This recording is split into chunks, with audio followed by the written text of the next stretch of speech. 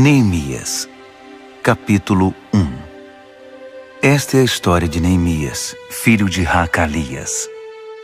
Era o mês de Quisleu do 20º ano, ocasião em que eu morava no complexo real de Suzã. Hanani, um de meus irmãos, tinha acabado de chegar de Judá com alguns judeus. Perguntei a eles sobre as condições dos judeus que sobreviveram ao exílio e sobre a situação de Jerusalém. A resposta deles foi: a condição dos sobreviventes do exílio que ainda estão na província é péssima. Eles enfrentam muitas dificuldades. Os muros de Jerusalém continuam em ruínas e dos portões só restam as cinzas. Quando ouvi isso, sentei-me e chorei. Durante vários dias, a tristeza me dominou e fiquei sem comer nada, orando ao Deus dos céus. Eu disse: ó eterno Deus dos céus, Deus grande e tremendo, que és leal à tua aliança e fiel a todos os que te amam e obedecem aos teus mandamentos, olha para mim, ouve a minha oração. Presta atenção às súplicas que teu servo tem dirigido a ti dia e noite, intercedendo por teu povo Israel, confessando os pecados deles. Eu mesmo e meus antepassados estamos entre os que pecaram contra ti. Fizemos muito pouco caso de ti. Não obedecemos ao que nos ordenaste, ignoramos os teus mandamentos e desrespeitamos as determinações que deste ao teu servo Moisés. Lembra-te que alertaste teu servo Moisés dizendo: se vocês me abandonarem, eu os espalharei aos 4 cantos da terra. Mas se voltarem para mim e fizerem o que eu disser, reunirei todos os que estiverem dispersos, onde quer que estejam, e os trarei de volta ao lugar em que estabeleci meu nome. Eles são teus servos, o povo que libertaste de maneira poderosa e impressionante. Ó Senhor, ouve a oração do teu servo e de todos os que honram o teu nome. Permite que o rei concorde com o pedido que farei hoje. Na época, eu era encarregado de servir a bebida do rei. Neemias, capítulo 2. No mês de Nisã, no 20º ano do rei Artaxerxes, na hora de servir o vinho, fui levar a bebida ao rei como de costume. Eu nunca tinha ficado constrangido na presença do rei. Por isso ele me perguntou: você parece abatido? Não está doente ou deprimido, está? A pergunta me deixou ainda mais perturbado. Respondi: viva o rei! Como eu não estaria abatido se a cidade na qual todos os meus familiares estão sepultados está em ruínas e só restam cinzas dos seus portões? O rei perguntou: o que você deseja? Orando ao Deus dos céus, fiz o meu pedido. Se o rei está contente comigo e acha que sou um bom funcionário, dá-me permissão para ir ajudar até a cidade na qual meus antepassados estão sepultados, para que eu possa reconstruí-la. O rei, com a rainha sentada ao seu lado, disse: quanto tempo você precisa para realizar esse trabalho e quando estará de volta? Eu disse a data e o rei concordou com a minha ida. Depois eu disse: se o rei concordar, escreva cartas aos governadores do território a oeste do Eufrates, para que me deixem passar até chegar a Judá. Que o rei dê também ordens a Asaf, o encarregado dos bosques do rei, para me fornecer madeira para as vigas do complexo do templo, para os muros da cidade e para a casa em que vou me alojar. A mão generosa de Deus estava comigo, e o rei me concedeu as cartas. Quando me encontrei com os governadores do outro lado do rio Eufrates, mostrei a eles as cartas do rei. O rei providenciou até mesmo uma escolta de cavaleiros. Quando Sambalate, o Horonita, e Tobias, o oficial amonita, souberam disso, ficaram furiosos. Eles não se conformavam em ver alguém defender os interesses do povo de Israel. Foi assim que cheguei a Jerusalém. Depois de 3 dias, eu e alguns homens que estavam comigo nos levantamos no meio da noite. Eu não tinha contado a ninguém o que Deus havia posto no meu coração a respeito de Jerusalém. O único animal que tínhamos era aquele em que eu estava montado. Na escuridão da noite, passei pela porta do vale na direção da fonte do dragão até a porta do esterco, inspecionando os muros de Jerusalém que haviam sido derrubados e os portões que haviam sido queimados. Depois passei pela porta da fonte e subi em direção ao tanque do rei. Mas não havia como o jumento em que eu estava montado passar. Então subi pelo vale naquela escuridão, inspecionei o muro e voltei pela porta do vale. As autoridades locais não sabiam onde eu havia ido e o que estava fazendo.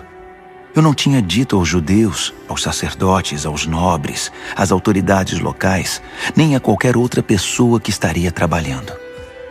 Então apresentei a eles um relatório. Vamos ser francos. A situação está muito ruim. Jerusalém está em ruínas. Os portões estão todos queimados. Venham comigo. Vamos construir os muros de Jerusalém para que essa situação lamentável tenha um fim. Também contei a eles que Deus estava comigo e que o rei estava me apoiando. Eles responderam: estamos com você. Vamos começar. Logo estavam prontos para começar a obra. Quando Sambalate, o Horonita, Tobias, o oficial amonita, e Gesem, o árabe, souberam disso, começaram a caçoar de nós. O que vocês estão fazendo? Pensam que podem passar por cima das ordens do rei?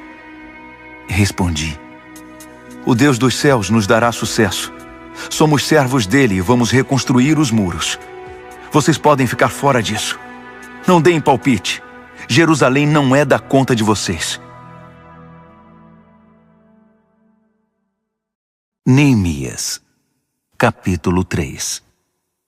O sacerdote principal, Eliasibe, e seus colegas sacerdotes logo se prontificaram.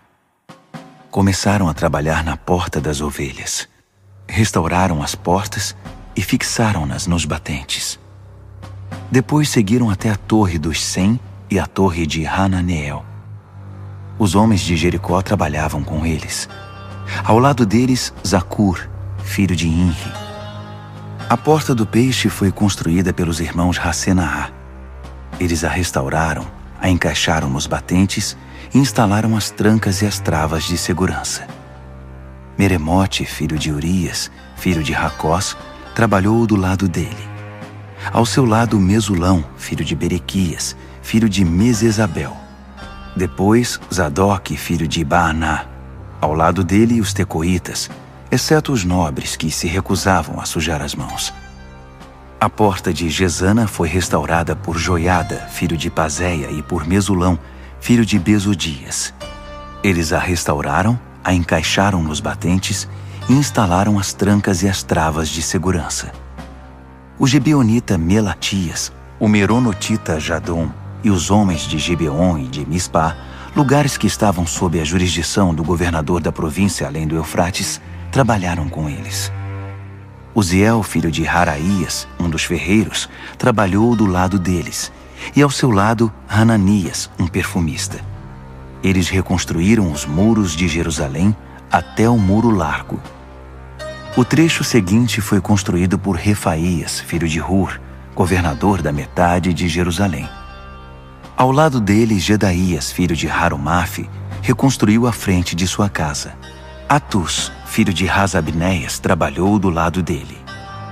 Malquias, filho de Harim, e Hassub, filho de Paate-Moabe, reconstruíram outro trecho, que incluía a Torre dos Fornos. Ao lado deles, Salum, filho de Haloés, governador da outra metade de Jerusalém, trabalhou com suas filhas. A porta do vale foi reconstruída por Hanum e pelos moradores de Zanoa. Eles a restauraram, a puseram nos batentes e instalaram as trancas e as travas de segurança. Reconstruíram também 450 metros do muro até a porta do esterco. A porta do esterco foi reconstruída por Malquias, filho de Recabe, governador do distrito de Bet-Haquerem. Ele a restaurou, a pôs nos batentes e instalou as trancas e as travas de segurança. A porta da fonte foi reconstruída por Salum, filho de Col-Rosé, governador do distrito de Mispá. Ele a restaurou, a cobriu, a pôs nos batentes e instalou as trancas e as travas de segurança. Também reconstruiu o muro do tanque de Siloé, que fica no jardim do rei, até os degraus que descem da cidade de Davi. Depois dele, Neemias, filho de Asbuque, governador da metade do distrito de Bet-Zur, trabalhou desde o trecho diante do túmulo de Davi até o tanque artificial e a casa dos soldados. Em seguida estavam os levitas sob o comando de Reum, filho de Bani. Ao lado deles, Razabias, governador da metade do distrito de Keila, representou aquela região. Depois, seus irmãos continuaram reconstruindo sob o comando de Binui, filho de Henadad, governador da outra metade do distrito de Keila. O trecho que se estende desde a subida do depósito de armas até a esquina do muro foi reconstruído por Ézer, filho de Jesua, governador de Mispá. O trecho desde a esquina até a porta da casa do sacerdote principal Eliasibe foi reconstruído por Baruque, filho de Zabai. Meremote, filho de Urias, filho de Racós, trabalhou desde a porta até o final da casa de Eliasibe. Os sacerdotes da vizinhança continuaram dali. Benjamim e Hassube reconstruíram o trecho do muro diante das suas casas, e Azarias, filho de Maazéias, filho de Ananias, trabalhou do lado das residências. O trecho desde a casa de Azarias até a esquina foi reconstruído por Binui, filho de Henadad.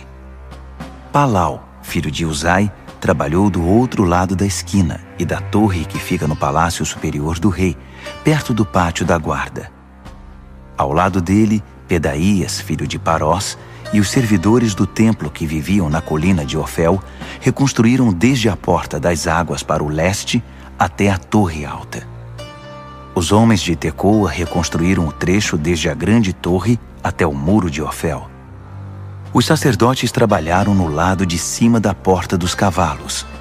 Cada sacerdote reconstruiu o trecho em frente da sua casa.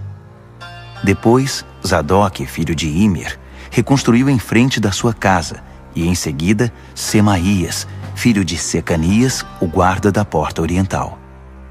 Depois, Hananias, filho de Selemias, e Hanum, o sexto filho de Zalaf.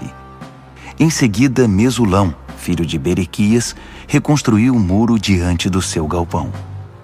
O ferreiro Malquias reconstruiu o muro até o alojamento dos servidores do templo e dos comerciantes, desde a altura da porta da inspeção até a guarita da esquina. Os ferreiros e os comerciantes reconstruíram o trecho que fica entre a guarita da esquina e a porta das ovelhas. Neemias, capítulo 4. Quando Sambalate soube que estávamos reconstruindo o muro, ficou furioso e começou a difamar os judeus. Na companhia de seus comparsas e do exército de Samaria, esbravejou: O que esses pobres judeus estão fazendo? Os coitados acreditam que vão conseguir da noite para o dia restaurar tudo e deixar como antes. Será que vão levantar pedras do nada? Tobias, o amonita, que concordava com ele, acrescentou: Isso mesmo. O que eles pensam que estão construindo? É só uma raposa subir no muro que ele desmorona.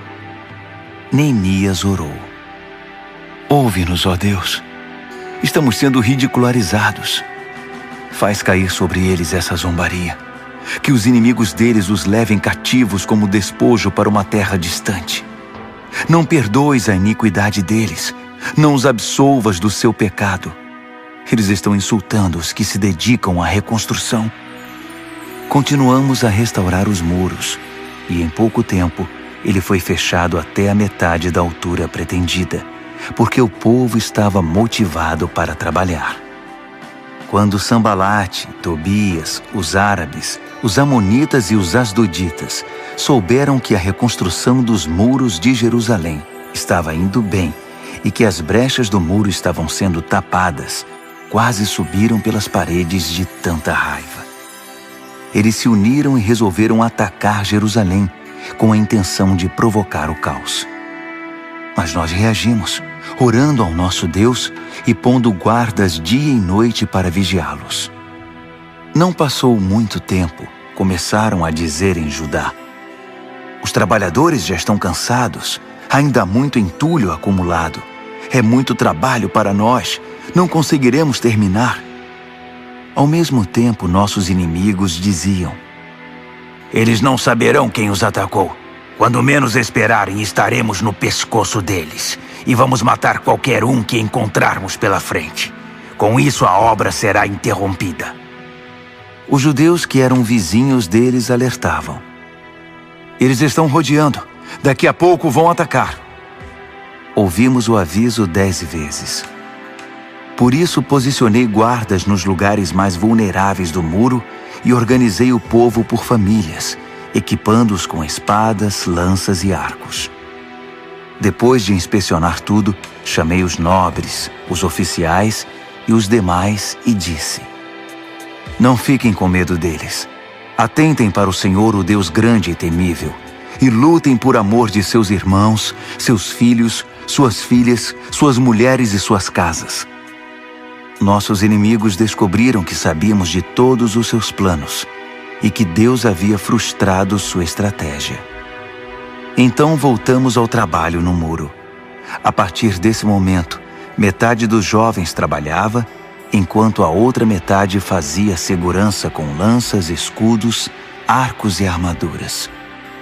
Os oficiais militares garantiam em Judá a proteção de todos os que se dedicavam à reconstrução do muro. Os construtores trabalhavam com uma ferramenta numa mão e seguravam uma lança com a outra. Cada um dos construtores trabalhava com uma espada na cintura. Ao meu lado ficava um moço que, se fosse preciso, tocaria a trombeta para fazer soar o alerta. Um dia falei aos nobres, aos oficiais e aos demais: há muito trabalho ainda, e estamos muito espalhados ao longo do muro, distantes uns dos outros. Quando ouvirem o som da trombeta, juntem-se a nós. O nosso Deus lutará por nós. Assim continuamos trabalhando, desde o nascer do sol até o anoitecer, a metade de nós armada. Também instruí o povo: cada pessoa e seu ajudante devem permanecer dentro da cidade. Durante a noite, servirão de guarda, e de dia, trabalharão na construção. Dormíamos todos vestidos, eu, meus irmãos, meus trabalhadores e os guardas que nos protegiam. Ninguém largava sua lança, nem para beber água. Neemias, capítulo 5. O povo iniciou um grande protesto, do qual até as mulheres participaram, contra seus companheiros judeus. Alguns diziam: temos famílias grandes. Se não tivermos comida, vamos morrer. Outros diziam: tivemos que hipotecar nossos campos, nossas vinhas e nossas casas apenas para comprar trigo, para não morrer de fome. Outros ainda diziam: precisamos pedir dinheiro emprestado até para pagar o imposto real sobre nossos campos e vinhas. Vejam, somos do mesmo sangue que nossos irmãos. Nossos filhos são tão bons quanto os deles, mas estamos a ponto de vendê-los como escravos. Algumas das nossas filhas já foram vendidas e não podemos fazer nada, porque nossos campos e vinhas já pertencem a outros. Quando soube do protesto e das reclamações, fiquei muito aborrecido. Depois de analisar a questão, censurei os nobres e os oficiais. Vocês estão se aproveitando de seus irmãos. Em seguida, convoquei uma reunião de emergência para tratar do assunto e disse à Assembleia: fizemos tudo o que podíamos para resgatar nossos compatriotas judeus que foram vendidos como escravos a estrangeiros. Agora vocês estão vendendo esses mesmos compatriotas de volta à escravidão? Isso significa que teremos de comprá-los outra vez? Eles não disseram nada, mas também o que poderiam dizer? O que vocês estão fazendo está errado. Onde está o temor de Deus? Vocês não se importam com o que as nações ao redor, os nossos inimigos, vão pensar de vocês? Eu, meus irmãos e as pessoas que estão trabalhando comigo, também emprestamos dinheiro para eles. Mas é preciso parar com a cobrança de juros. Devolvam a eles os campos, as vinhas, os olivais e as casas. Perdoem todas as dívidas e não cobrem o trigo, o vinho nem o azeite. Eles responderam: Está bem, vamos devolver. Não faremos mais exigências. Faremos tudo o que você nos disser. Logo depois reuni os sacerdotes e obriguei os nobres e os oficiais a cumprir a palavra dada. Eu mesmo tirei tudo que tinha no bolso, sacudi na frente deles e disse: Que Deus esvazie o bolso e a casa daquele que não cumprir a promessa, que seja sacudido e esvaziado. Todos concordaram e disseram: Vamos fazer assim. E louvaram a Deus. O povo cumpriu mesmo a sua palavra. Desde que o rei Artaxerxes me nomeou governador da terra de Judá, do 20º ano ao 32º ano do reinado de Artaxerxes, nem eu, nem meus irmãos nos beneficiamos da comida destinada ao governador. Os governadores antes de mim oprimiam o povo, exigindo comida e vinho, além de 480 gramas de prata. Até seus auxiliares se aproveitavam do povo. Mas por temor a Deus eu não fiz isso. Eu tinha um trabalho a fazer: construir o muro, e me dediquei a ele. Todos os meus homens estavam envolvidos no trabalho. Não tínhamos tempo para nos preocupar em adquirir propriedades. Além disso, dei de comer do meu próprio bolso a 150 judeus e oficiais provenientes de nações vizinhas. Um boi, 6 ovelhas e vários frangos eram preparados todos os dias. E a cada 10 dias, eu fornecia grande quantidade de vinho. Mesmo assim, nunca me faltou nada. Lembra-te de mim, ó Deus, de tudo que fiz por esse povo. Neemias, capítulo 6. Quando Sambalate, Tobias, Gesem, o árabe, e nossos demais inimigos souberam que havíamos reconstruído o muro e que não havia mais brechas nele, apesar de ainda não termos posto os portões, Sambalate e Gesem mandaram dizer: Venha se encontrar conosco em Quefirim, no vale de Ono. Eu sabia que eles pretendiam me causar algum mal. Por isso mandei dizer: Estou ocupado com um trabalho importante e não posso ir agora. Por que interromperia o que estou fazendo só para me encontrar com vocês? Eles fizeram o convite 4 vezes, e 4 vezes mandei a mesma resposta. Então, pela 5ª vez, pelo mesmo mensageiro, Sambalate mandou uma carta selada com a seguinte mensagem: Estão dizendo entre as nações, e Gesem confirma isso, que você e os judeus estão planejando uma revolta, e que essa é a razão de estarem reconstruindo os muros. Estão dizendo que você quer ser rei e que já nomeou profetas para proclamar em Jerusalém: há um rei em Judá. Tudo isso será relatado ao rei. Você não acha melhor sentarmos para conversar? Mandei dizer: Tudo o que você está falando não passa de invenção sua. Eles estavam tentando nos intimidar. Pensavam: Eles vão desistir, e assim nunca terminarão essa obra. Mas pedi a Deus: Dá-me forças. Logo depois, fiz uma reunião secreta com Semaías, filho de Delaías, filho de Meetabel, em sua casa. Ele disse: Vamos nos reunir no templo de Deus, dentro do templo. Vamos nos proteger com as portas trancadas, pois eles vêm para matá-lo. É isso mesmo.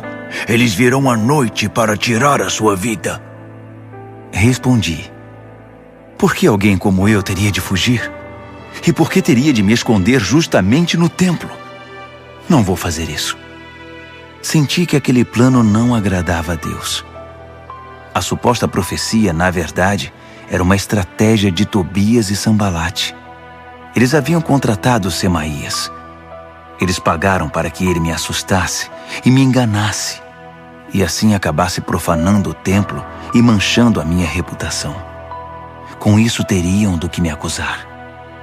Orei: Ó Deus, Não permitas que Tobias e Sambalate se livrem de todo o dano que causaram. Faça o mesmo à profetisa Noadia e aos demais profetas que tentam minar minha confiança. A reconstrução dos muros foi concluída no dia 25 do mês de Elul. Foram 52 dias de trabalho. Quando nossos inimigos souberam disso e as nações ao redor viram a obra que fizemos, nossos adversários perderam a esperança. No fundo, reconheceram que a obra era de Deus. Durante todo esse tempo, os nobres de Judá se correspondiam com Tobias.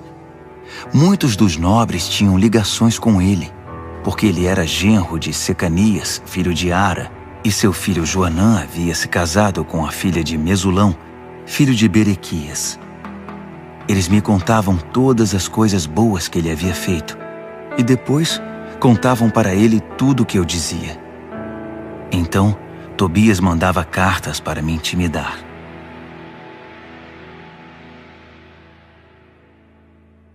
Neemias, capítulo 7. Depois que os muros foram reconstruídos, os portões assentados e os guardas, os cantores e os levitas designados, nomeei meu irmão Hanani e com ele Ananias, comandante da fortaleza, para administrar Jerusalém. Ananias era honesto e temia a Deus mais que qualquer outra pessoa. Dei a seguinte ordem: não abram os portões de Jerusalém antes do nascer do sol, e tranquem os portões com as barras de segurança antes de os guardas se retirarem. Escolham guardas entre os cidadãos de Jerusalém e encarregue-nos da segurança no trecho que fica diante da casa deles. A cidade era grande e espaçosa, mas a população era ainda pouco numerosa e muitas casas continuavam em ruínas. Deus pôs em meu coração reunir os nobres, os oficiais e toda a população para que todos fossem registrados. Encontrei os registros genealógicos dos que retornaram do exílio com o primeiro grupo. Estes são os nomes que constavam deles. Estes são os habitantes da província que retornaram do cativeiro, os quais Nabucodonosor, rei da Babilônia, tinha levado cativos. Eles voltaram para Jerusalém e Judá, cada um para sua cidade de origem. Voltaram com Zorobabel, Jesua, Neemias, Azarias, Raamias, Naamani, Mardoqueu, Bilzã, Misperete, Bigvai, Neum e Baaná. O número dos homens do povo de Israel por famílias de origem: Parós, 2.172. Cefatias, 372. Ara, 652. Paate-Moabe, descendentes de Jesua e Joabe, 2.818. Elão, 1.254. Zatu, 845. Zacai, 760. Binui, 648. Bebai, 628. Asgade, 2.322. Adonicão, 667. Bigvai, 2.067. Adim, 655. Ater, descendentes de Ezequias, 98. Rassum, 328. Bezai, 324. Harife, 112. Gibeon, 95. Os israelitas identificados por lugar de origem: Belém e Netofate, 188. Anatote, 128. Bet-Asmavete, 42. Criate Jearim, Sefira e Beerote, 743.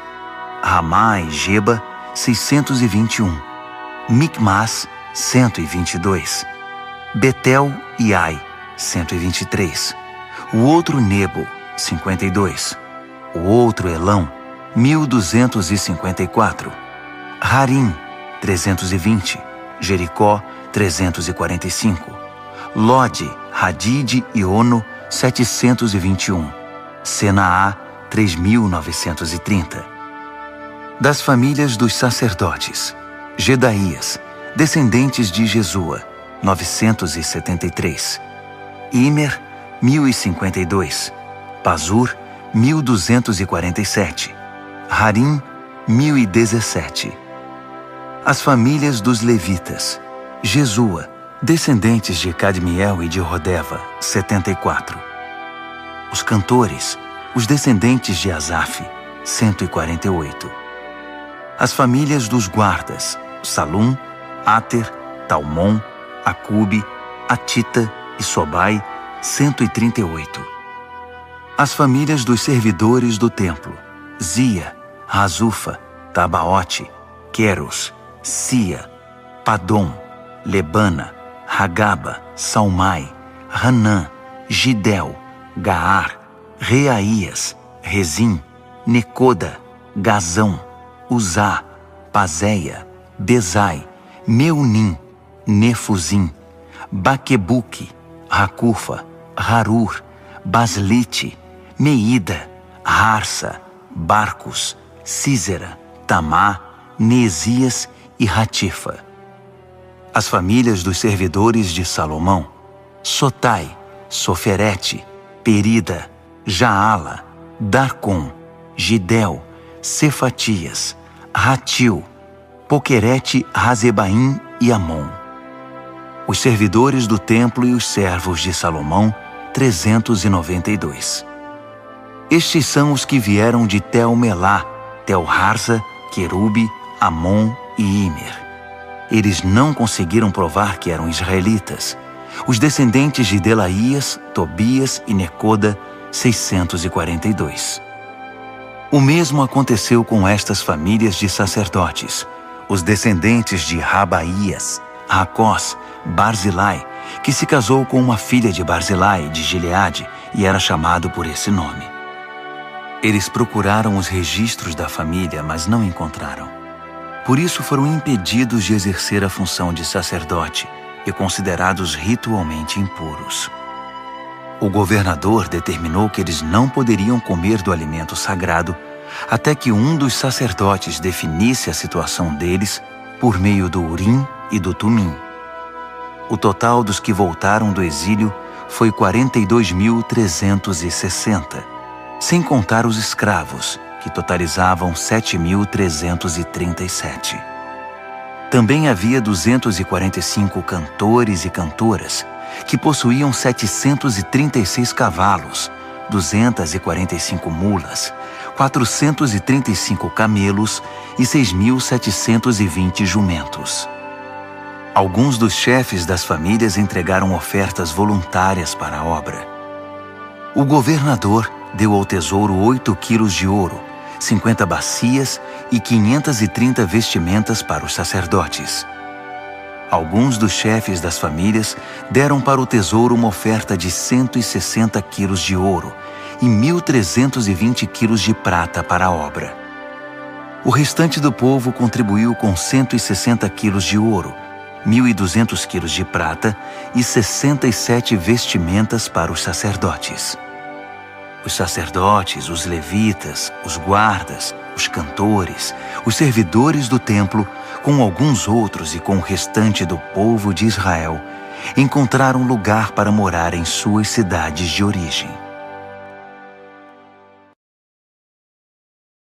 Neemias, capítulo 8.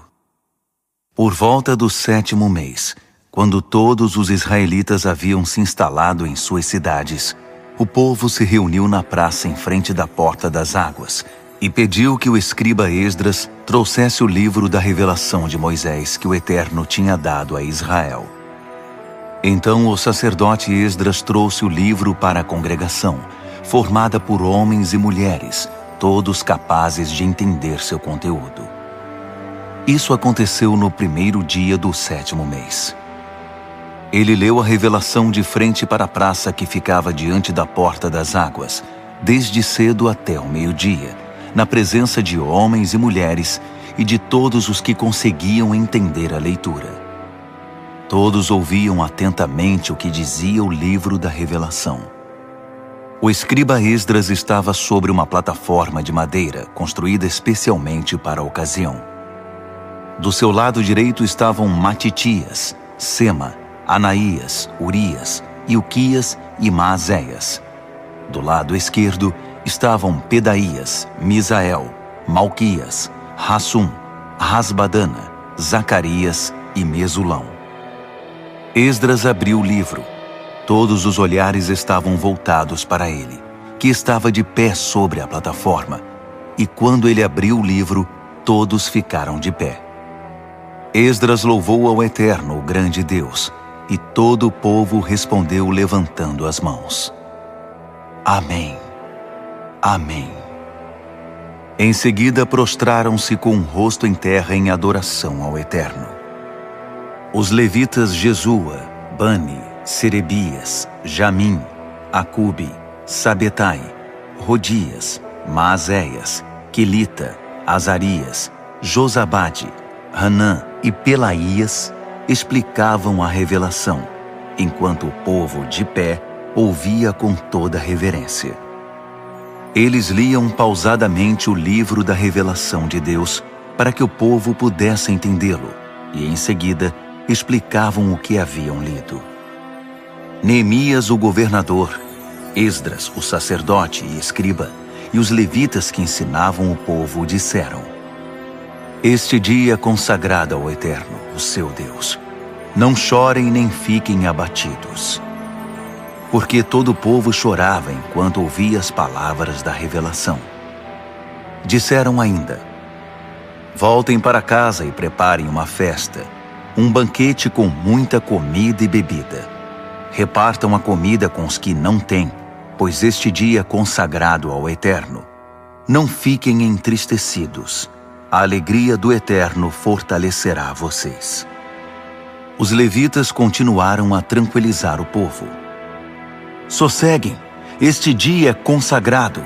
Não fiquem tristes. Então o povo partiu e preparou uma festa. Eles comeram e beberam com muita alegria, até mesmo os pobres.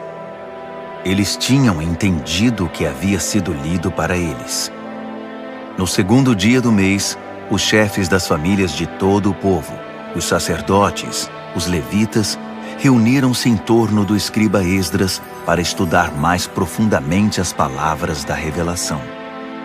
Descobriram na revelação que o Eterno havia ordenado por meio de Moisés que o povo de Israel deveria permanecer em cabanas durante as festividades do 7º mês. Então baixaram um decreto e divulgaram entre todas as cidades e em Jerusalém: Subam as colinas e tragam ramos de oliveiras, pinheiros, murtas, palmeiras e qualquer árvore de galhos cheios de folhas, para fazer cabanas, como está escrito. O povo saiu, trouxe os ramos e fez cabanas sobre o telhado e no quintal das casas, no pátio do templo de Deus, na praça da Porta das Águas e na praça da Porta de Efraim. Toda a congregação que havia retornado do exílio fez cabanas e permaneceu nelas. O povo de Israel não fazia isso desde o tempo de Josué, filho de Num. Foi um dia maravilhoso. A alegria era geral. Todos os dias, desde o primeiro até o último, Esdras lia o livro da revelação de Deus. Celebraram a festa durante 7 dias. No 8º, reuniram solenemente a assembleia, conforme o decreto. Neemias, capítulo 9. No dia 24 do mês, o povo de Israel reuniu-se para um jejum, todos vestidos com pano de saco e com terra no rosto, como sinal de arrependimento. Os israelitas romperam todo o relacionamento com os estrangeiros. De pé, confessaram seus pecados e os erros de seus antepassados. Enquanto estavam de pé, leram o livro da revelação do Eterno, seu Deus, durante 3 horas. Depois, durante outras 3 horas, fizeram confissões e adoraram a Deus. Um grupo de levitas, formado por Jesua, Bani, Cadmiel, Sebanias, Buni, Serebias, Bani, E Kenani pôs-se de pé na plataforma e orou em voz alta ao Eterno, seu Deus. Os levitas Jesua, Cadmiel, Bani, Hasabneias, Serebias, Odias, Sebanias e Petaías convidaram o povo. Levantem-se, louvem ao Eterno, seu Deus, para sempre. Bendito seja o teu glorioso nome, superando toda a bênção e todo louvor. Tu és o único, ó Eterno, somente Tu. Fizeste os céus dos céus e todos os seres celestiais, a terra e tudo que nela há, os oceanos e tudo que neles existe. E preservas a vida de todos, os seres celestiais te adoram. Tu és, ó Eterno, Deus que escolheu a Abrão, que o tirou de Ur dos Caldeus e trocou seu nome para Abraão. Achaste nele sinceridade e lealdade, e fizeste uma aliança com ele. Também a promessa de dar a ele a terra dos cananeus, dos hititas, dos amorreus, dos ferezeus, dos jebuseus e dos girgazeus, de entregá-la aos seus descendentes. E cumpriste a tua promessa, pois és justo. Tu atentaste para as angústias dos nossos antepassados no Egito. Ouviste o clamor deles diante do Mar Vermelho. Surpreendeste o faraó, seus oficiais e todo o povo daquela terra com milagres e maravilhas. Sabias da arrogante provocação dos egípcios contra o teu povo e engrandeceste o teu nome, que continua assim até hoje. Abriste o mar diante deles, e eles o atravessaram sem molhar os pés. Destruíste os perseguidores que morreram no fundo do mar. Eles afundaram como uma pedra jogada no mar turbulento. Durante o dia, tu os guiaste com uma coluna de nuvem e durante a noite, com uma coluna de fogo, para mostrar o caminho que deveriam seguir. Desceste sobre o monte Sinai. Dos céus, falaste com eles. Deste a eles instruções sobre como viver, ensinamentos verdadeiros, regras e mandamentos justos. Ensinaste o teu povo a guardar os teus sábados santos. Por meio do teu servo Moisés, deste a eles mandamentos, regras e instruções. Mandaste pão do céu quando eles estavam com fome. Fizeste sair água das rochas para saciar a sede deles. E os mandaste entrar e possuir a terra que tinhas prometido a eles. Mas nossos antepassados foram arrogantes. Por teimosia, não obedeceram aos teus mandamentos. Fizeram-se de surdos, recusaram-se a lembrar os milagres que fizeste diante deles. Tornaram-se obstinados e cismaram em voltar para a escravidão do Egito.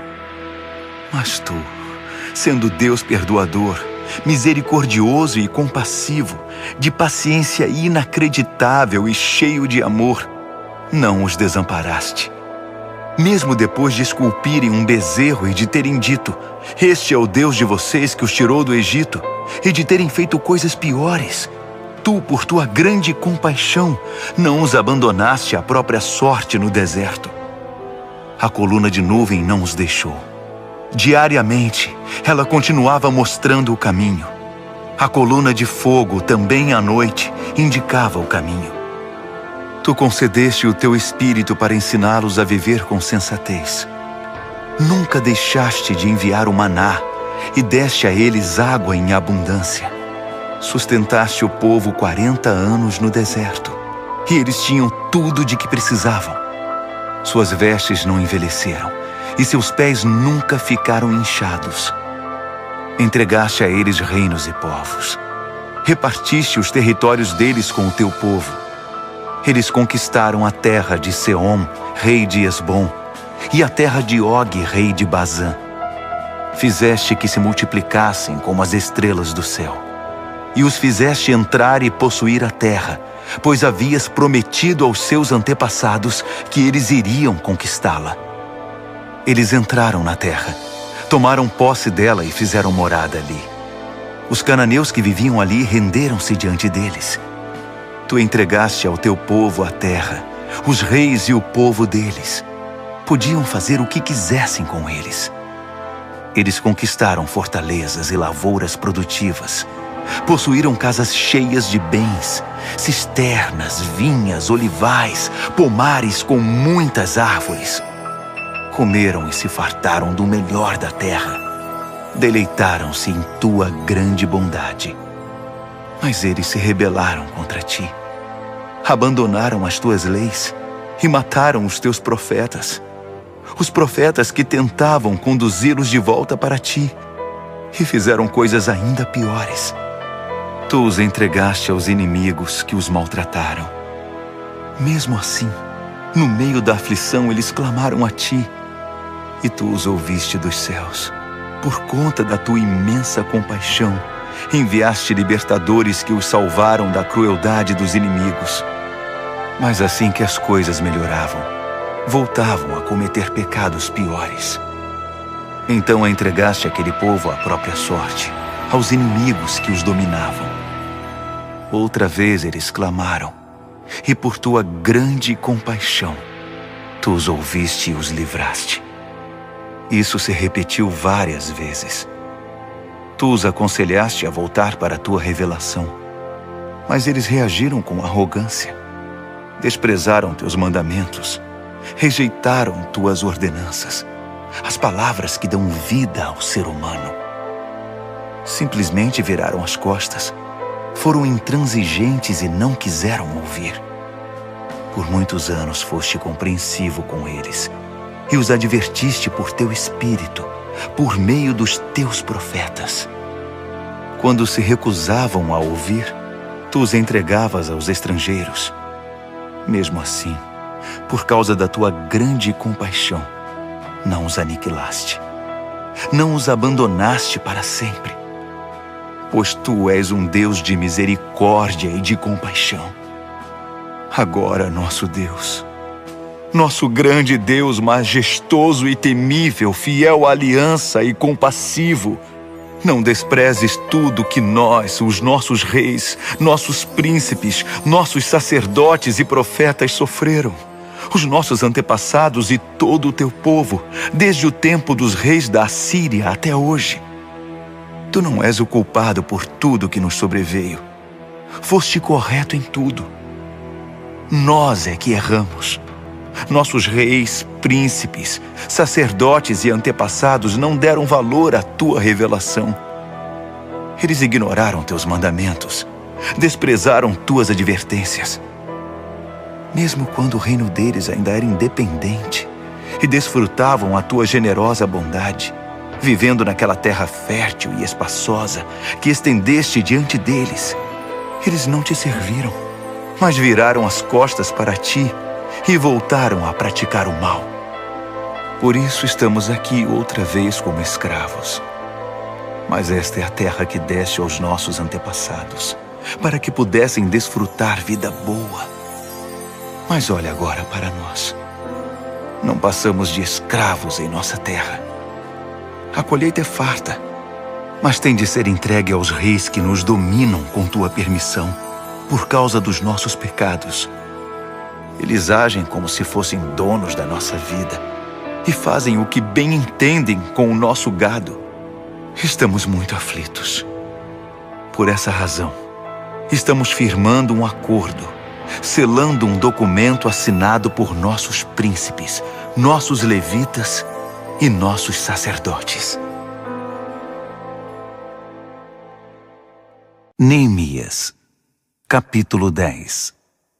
O documento selado continha a assinatura das seguintes pessoas: o governador Neemias, filho de Hacalias; os sacerdotes Seraías, Azarias, Jeremias, Pazur, Amarias, Malquias, Ratus, Sebanias, Maluque, Harim, Meremote, Obadias, Daniel, Ginetom, Baruque, Mesulão, Abias, Miamin, Maasias, Bilgai e Semaías.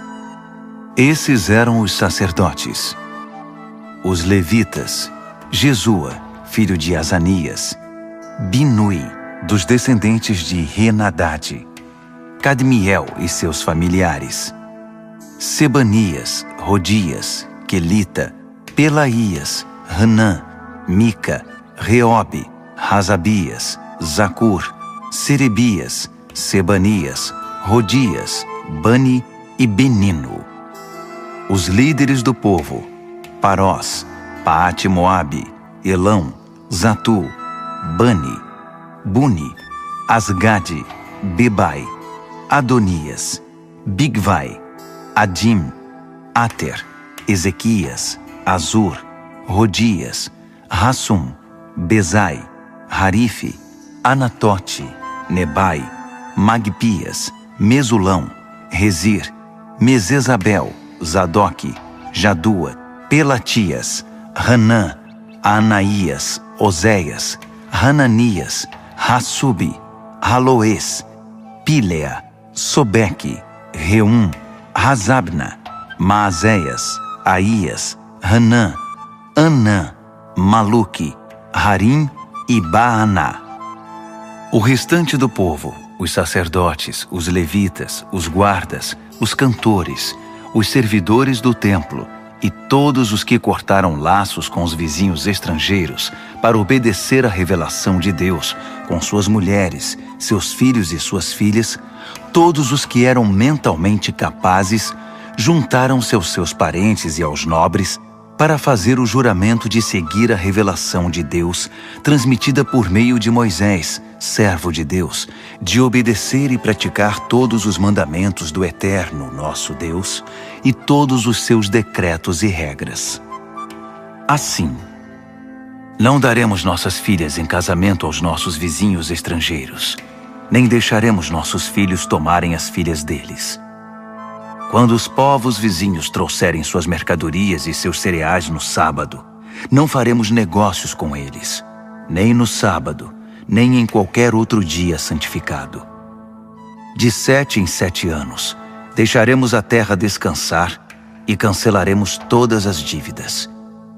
Comprometemo-nos a pagar o tributo anual de 4 gramas para as despesas do templo do nosso Deus, com os pães da mesa, as ofertas de cereais, as ofertas queimadas, as ofertas dos sábados, da lua nova e das festas fixas, as ofertas sagradas, as ofertas de perdão para expiação a favor de Israel, a manutenção do templo do nosso Deus.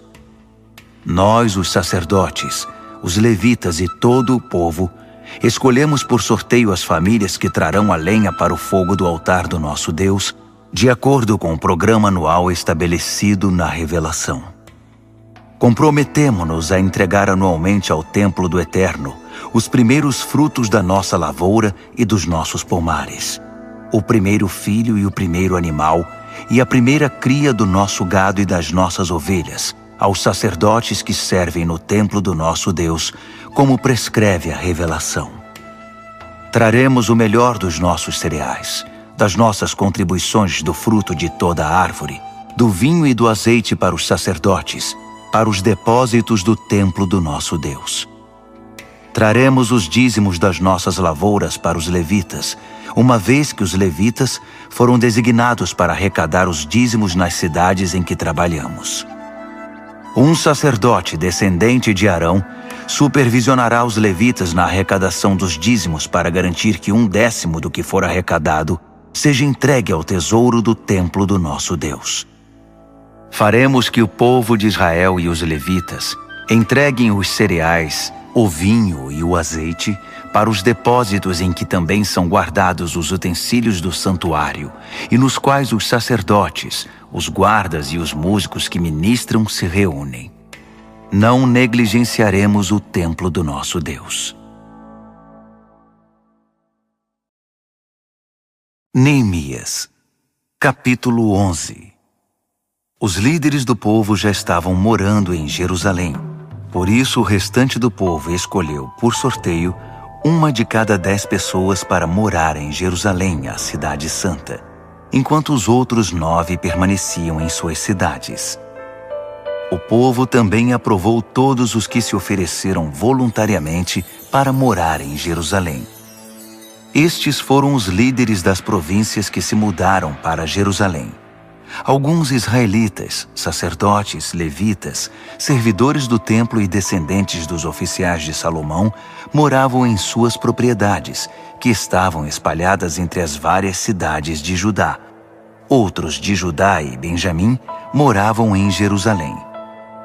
Entre os descendentes de Judá, Ataías, filho de Uzias, filho de Zacarias, filho de Amarias, filho de Cefatias, filho de Maalaleel, descendente de Pérez. Maazéias, filho de Baruque, filho de Col-Rosé, filho de Razaías, filho de Adaías, filho de Joiaribe, filho de Zacarias, descendente de Selá. Os descendentes de Pérez, que moravam em Jerusalém, totalizavam 468 homens valentes. Entre os descendentes de Benjamim, Salu, filho de Mesulão, filho de Joede, filho de Pedaías, filho de Colaías, filho de Maazéias, filho de Itiel, filho de Jesaías, e seus irmãos Gabai e Salai. Ao todo, 928 homens. Joel, filho de Zicre, era chefe deles, e Judá, filho de Rassenua, era o segundo no comando sobre a cidade. Dos sacerdotes, Gedaías, filho de Joiaribe, e Jaquim. Seraías, filho de Ilquias, filho de Mesulão, filho de Zadoque, filho de Meraiote, filho de Aitube, que era o administrador do templo de Deus, e seus companheiros que faziam o trabalho do templo. Ao todo eram 822 homens. Além desses, Adaías, filho de Jeroão, filho de Pelaías, filho de Anze, filho de Zacarias, filho de Pazur, filho de Malquias, e seus companheiros, que eram chefes de famílias, totalizavam 242 homens. Amassai, filho de Azarreel, filho de Azai, filho de Mesilemote, filho de Imer, e seus companheiros, todos homens valentes, eram 128 homens. O chefe deles era Zabdiel, filho de Gedolim. Dos levitas, Semaías, filho de Hassubi, filho de Azricão, filho de Razabias, filho de Buni, Sabetai e Josabade, 2 líderes dos levitas encarregados do trabalho externo do templo de Deus. Matanias, filho de Mica, filho de Zabde, filho de Asaf, o dirigente que conduzia as ações de graças e as orações. Baquebuquias, o segundo entre seus companheiros. Abda, filho de Samua, filho de Galau, filho de Gedutum. Os levitas da cidade santa totalizavam 284 homens. Dos guardas, Acube, Talmon e seus companheiros que vigiavam os portões, um total de 172 homens. O restante dos israelitas, sacerdotes e levitas, estavam espalhados por todas as cidades de Judá, cada um na propriedade de sua família. Os servidores do templo moravam na colina de Ofel.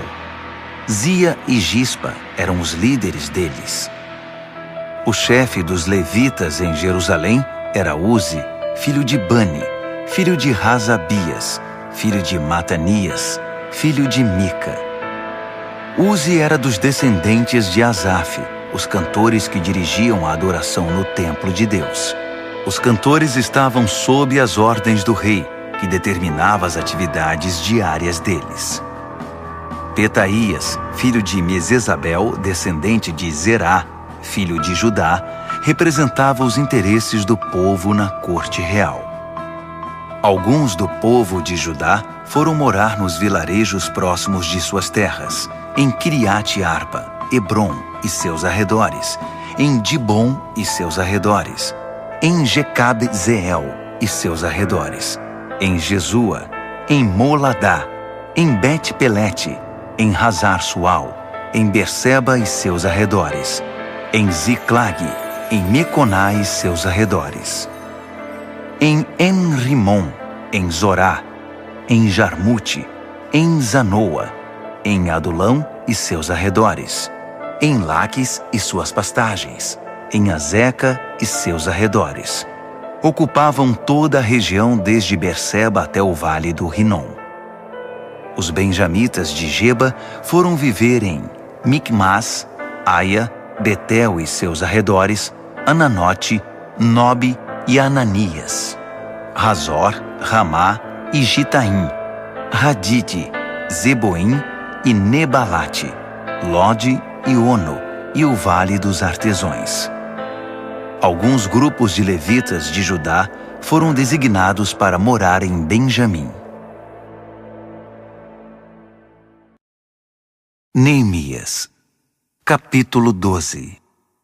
Estes são os sacerdotes e os levitas que vieram com Zorobabel, filho de Sealtiel, e Jesua: Seraías, Jeremias, Esdras, Amarias, Maluque, Ratus, Secanias, Reum, Meremote, Ido, Gineton, Abias, Miamim, Maadias, Bilga, Semaías, Joiaribe, Gedaías, Salu, Amoque, Ilquias e Gedaías.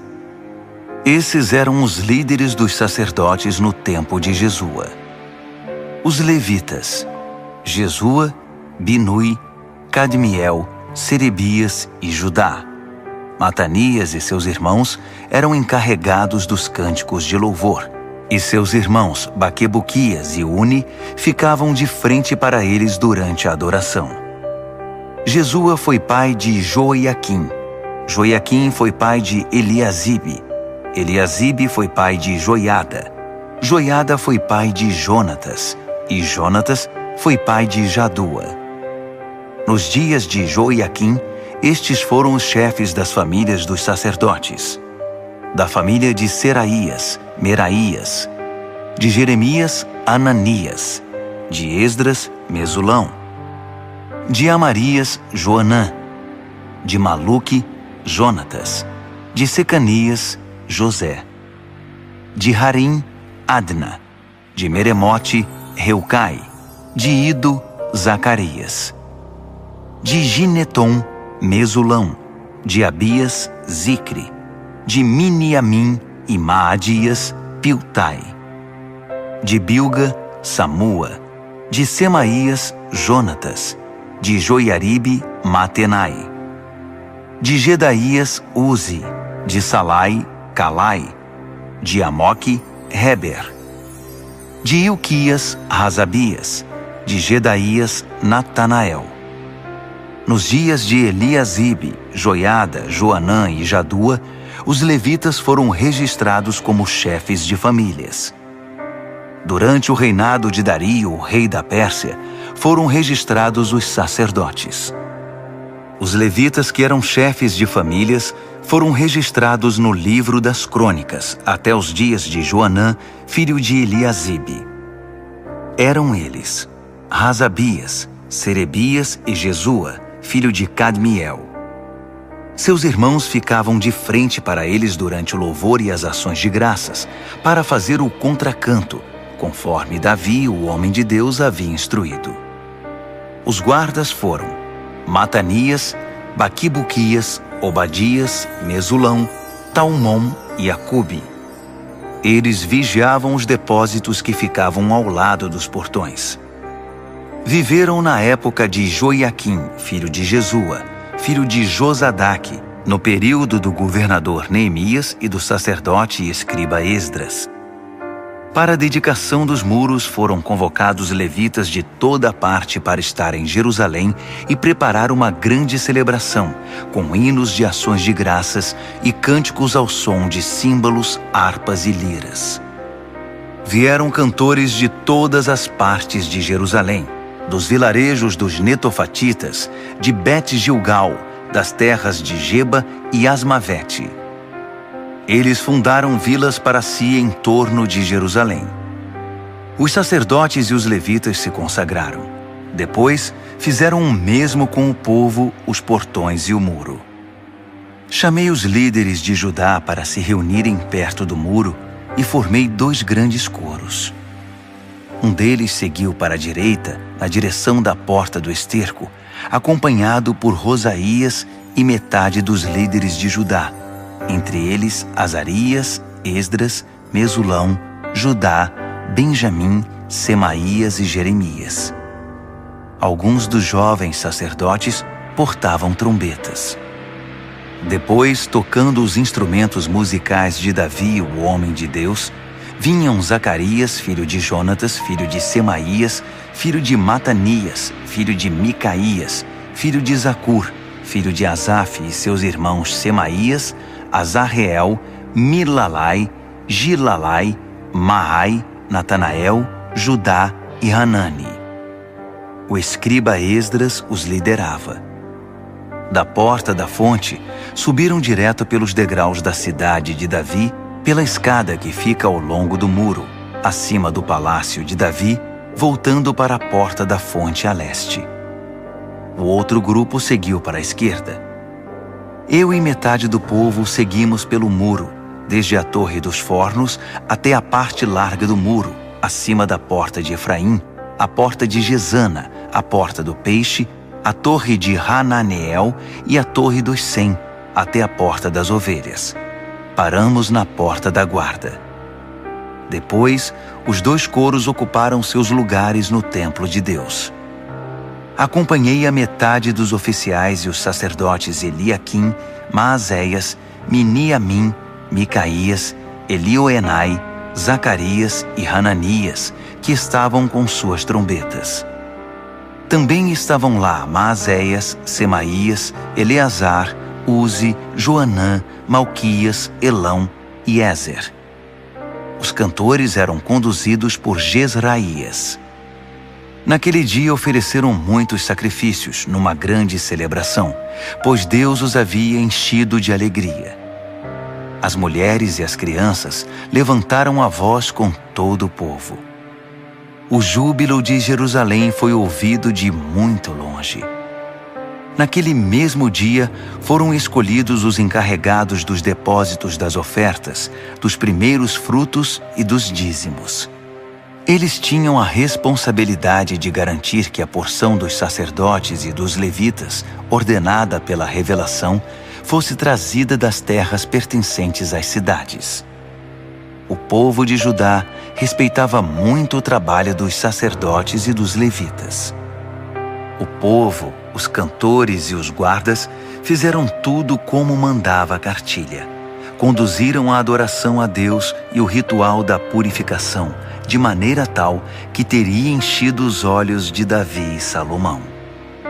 Era assim que se fazia antigamente, nos dias de Davi e de Asaf, quando havia dirigentes de coros para conduzir o povo nos cânticos de louvor e ações de graças a Deus. Na época de Zorobabel e Neemias, todo Israel contribuía com quantias diárias para os cantores e os guardas. Também separavam o que era destinado aos levitas e os levitas faziam o mesmo para os descendentes de Arão. Neemias, capítulo 13. Naquele mesmo dia, foi lido o livro de Moisés diante do povo. Descobriu-se no livro que nenhum amonita ou moabita podia fazer parte da congregação do povo de Deus, porque eles não haviam acolhido o povo de Israel, negando a eles comida e bebida. Em vez de ajudar os israelitas, contrataram Balaão para amaldiçoá-los. Mas Deus transformou a maldição em bênção. Quando ouviram a leitura da revelação, excluíram de Israel todos os estrangeiros. Antes disso, o sacerdote Eliasibe havia sido encarregado dos depósitos do templo de Deus. Ele era parente de Tobias e tinha disponibilizado para ele uma sala grande, que era usada para estocar as ofertas de cereais, incenso, os utensílios para o sacrifício, os dízimos dos cereais, do vinho e do azeite para os levitas, os cantores e os guardas, e as ofertas para os sacerdotes. Eu não estava em Jerusalém quando isso aconteceu. No 32º ano de Artaxerxes, rei da Babilônia, eu havia voltado para o palácio do rei. Mais tarde, pedi permissão ao rei para viajar outra vez. Cheguei a Jerusalém e foi quando soube que Eliasibe havia cedido espaço para Tobias nos pátios do templo de Deus. Fiquei realmente furioso. Joguei fora tudo o que estava dentro da sala, todos os pertences de Tobias. Depois, mandei que a sala fosse purificada. Só então pus de volta os utensílios do templo de Deus, as ofertas de cereal e o incenso. Também fiquei sabendo que os levitas não estavam recebendo a quantia regular de alimento. Por isso os levitas e os cantores que conduziam o culto de adoração haviam abandonado suas responsabilidades e voltado para suas terras. Chamei a atenção dos oficiais dizendo: "Por que vocês abandonaram o templo de Deus?" Chamei todos de volta e os reintegrei às antigas funções, de modo que todo o povo de Judá voltou a trazer os dízimos dos cereais, do vinho e do azeite para os depósitos. Designei o sacerdote Selemias, o escriba Zadoque e os levitas Pedaías como encarregados dos depósitos. Nomeei Hanã, filho de Zacur, filho de Matanias, auxiliar direto deles. Esses homens tinham a reputação de serem honestos e trabalhadores. Eles ficaram encarregados de distribuir a porção de mantimento para seus companheiros. Por isso, lembra-te de mim, ó Deus. Nunca te esqueças de como me dediquei ao trabalho do templo de Deus e do serviço. Enquanto fazia a viagem de volta a Jerusalém, também percebi que o povo prensava uvas, transportava cereais e carregava seus jumentos no sábado.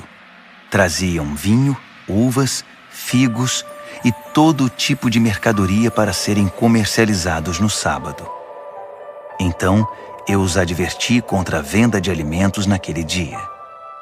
Alguns naturais de Tiro que estavam morando em Jerusalém traziam peixes e outras mercadorias para vender aos moradores de Judá em Jerusalém, e isso no sábado. Cobrei uma atitude dos líderes de Judá dizendo: "O que está acontecendo? Isso está errado. Vocês estão profanando o sábado. Não foi justamente o que seus antepassados fizeram? Não foi por causa disso que Deus trouxe esta miséria sobre nós e sobre esta cidade? Com a profanação do sábado, vocês estão acrescentando desobediência e fazendo aumentar a ira de Deus contra Jerusalém." Quando os portões de Jerusalém já estavam cobertos pela sombra da tarde, às vésperas do sábado, mandei fechar os portões e proibi que fossem abertos até o fim do sábado. Pus alguns homens de confiança de guarda nos portões, para que não deixassem entrar nada que fosse destinado ao comércio no sábado. Os comerciantes e negociantes de várias mercadorias montaram as barracas fora dos portões 1 ou 2 vezes. Mas chamei a atenção deles, dizendo: "Vocês não devem ficar aqui perto do muro. Se eu encontrar vocês aqui outra vez, vou retirá-los à força."